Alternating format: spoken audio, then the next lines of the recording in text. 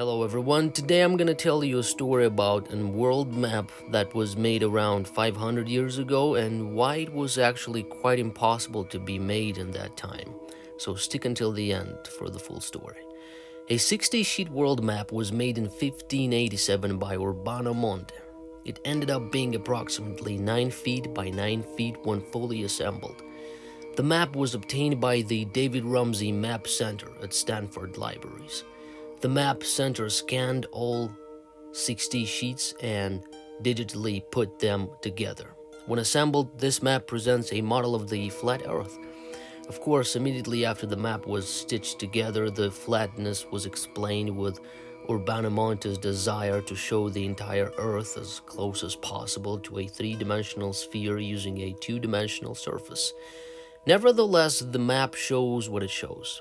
It portrays the Earth as it would be seen looking directly down on the North Pole from space, a perspective not commonly used by map makers until the 20th century. And besides an obvious reference to the shape of the Earth, this wonderful masterpiece of the geographical knowledge surprises us with multiple lands surrounding the circle of the world. I can see this map being a treasure trove of the so-called flat earthers. A couple of the versions of the flat earth are below. It also represents what we know as the Antarctic continent, in a way of a circular land mass surrounding the planet's circle.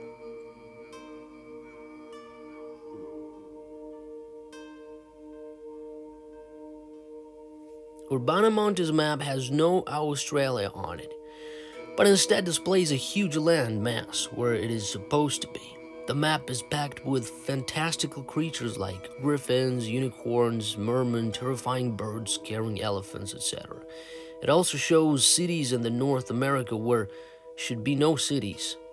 Sahara Desert is not even close to its today's size. As a matter of fact, it's not even on there. There are a few small deserts situated in the vicinity of today's Sahara. We can see lakes, rivers, trees, and animals. What's important, we can see cities or towns and places where scientists say that there should be none. On the other hand, some of the places we know today are located where they are supposed to be.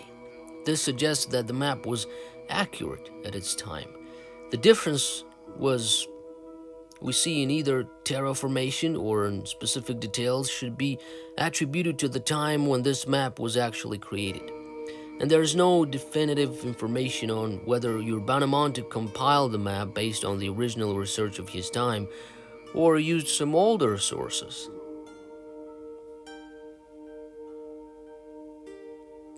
This map was created just 95 years after Christopher Columbus set foot anywhere near the New World. There were no satellites, cars, fossil fuel powered ships, trains, airplanes, helicopters, and all the other technological pleasures of today. This raises a serious question. How many millions of surveyors did they use to create this map?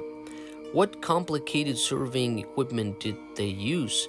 As usually, our scientists will probably say that this is a mystery of the past, just like the map of Piri Reis is. Additionally, the map clearly provides details for the areas not yet discovered in 1587. Unfortunately, Greg Miller from National Geographic clearly thinks that Urbano was some sort of a fantasy cartographer.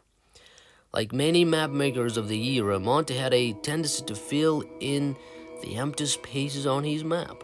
Animals roam the land, and his oceans teem with ships and monsters. King Philip II of Spain rides what looks like a floating throne off the coast of South America, a nod to Spanish prominence on the high seas. I wish geniuses making the above statements explain to us regular folk how on earth those 16th century people were able to map both Americas in under 95 years after Columbus had a chance to set foot on Hispaniola.